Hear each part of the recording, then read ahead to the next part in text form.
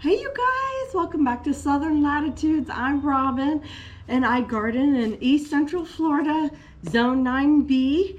And I just want to do a little follow-up video for you today. A couple of videos ago, I did a little community sowing of red cabbages. So over here I have the Red Express and then I have the Red Acre. And I will tell you that I can definitely throw away my Red Acre seed. As you can see, nothing has come up at all. I will give it like 2, 3, 4 more days, and then if not, I'll just recycle this soil. I'm happy to report that the Red Express is doing excellent. There's probably a couple dozen little babies that germinated and more on the way. And the whole thing looks so lumpy because there's so many coming up at one time. I told you if I felt like I put 100, that might be slightly exaggerated, but there's probably more than 50 seed in here and they're all trying to pop up. So we're going to do a little surgery today on this because I need to separate them. It's not healthy for them to stay in this. And I have some cell trays that need stuff put in the cells. So, and they've already been, they have good soil in these trays, but they also have blood meal in them. So that'll all help these guys when I put them over here. So let's get started, and I'm gonna bring you guys in close. And we're having a really nice cool day today. I think our high is only gonna be 67, so it feels glorious out here.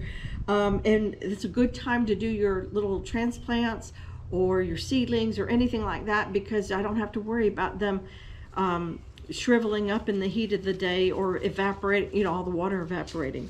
So let's go ahead and perform a little bit of surgery, okay? All right, I hope you guys can see really good. And I'm just going to make little divots in here. We're going to assume that the seed that's in this cell that was also Red Express is not coming up.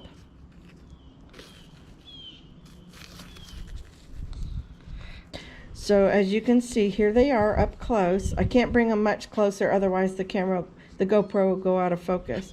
But they're coming up everywhere, and even, see how they're still coming up? We're gonna take some of these bigger ones over here on the edges, and we're gonna insert them right in here. It's gonna be a little bit like delicate surgery. So I'm going to do my best to just lightly pull. Now there shouldn't be much roots at all. And I'm just going to wiggle. There we go. Do you see? Let's see if I can put my hand there. Can you see? There's a little bit of roots there. So now we're going to take, I made that little divot right here, and we're just going to drop it in. I'm not really pinching the stem at all with my tweezers. It's just more like guiding the stem in there because your fingers are big and these are really teeny tiny. Okay, let's do it again. We're gonna slightly wiggle. We got beautiful set of roots right there, baby roots. See this? This is the main taproot root. It's going down looking for a place, and we're gonna drop it right in there. And then kind of just push to make good contact with the soil to the seed root, the roots, I should say. Okay, now we're gonna do this on a bit of a time lapse.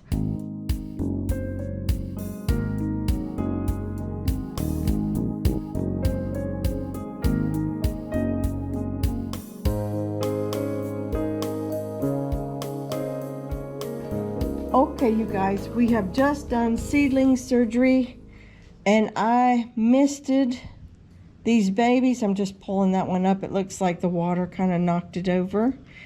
Just making sure it's okay. I do not want to see, oh, look at that one. That might be, that's Veronica cabbage. That's good. Okay, so that's a slow, that one did not want to germinate. That seed was, that happens sometimes when the seed is a little bit older, but still good and usable. You just have to take your time. Plus, you know, we had that warm snap, and so we're just now getting cold again, and it picked up on the second cold wave of weather and decided to finally pop open. But anyhow, back to our red express cabbage. Now I have 9 cells full of the new cabbage babies. They can stay in here and grow along with their other cabbage brothers and sisters and kale and all that. And that'll be really good for them. And do not touch these with any sort of, even if you think it's really light droplets on your hose. I mean, really, you shouldn't touch this with anything for a little while until they get up and going really well. The only thing you should use is a mister for right now. Mist. These guys are recovering from a transplant. When they're itty bitty, they should recover just fine, but we want them to come up to this stage by next week, and so we're just going to be very, very careful with them. They're very delicate and fragile. All right, so you may be saying, that's nice, you can transfer seedlings from one tray to the next, but mine's in the ground. No problem. I've seen and read many people's comments and posts on Facebook saying, you know, I just hate cutting off my seedlings. You don't have to. You absolutely don't have to. Down here, you can see that I sowed twister cauliflower, and I direct sowed this, but I let out way too many seeds at one time. But there's too much competition here, and I won't have a really nice big head of cauliflower if I let all of them try to grow here and get nutrition from this one spot. So the best thing I can do is the same deal, but just in the ground, you know, from the ground. I'm gonna just carefully wiggle. First of all, I started early in the morning. It's still nice and cool, and I have been watering this ground for like an hour, so it's definitely wet. And I'm gonna very carefully wiggle. See? There's a root right here. So I wiggled them out. I meant to bring a tray, but I didn't. Here, we're gonna use this little piece of wood to hold my seedlings. Right there, okay.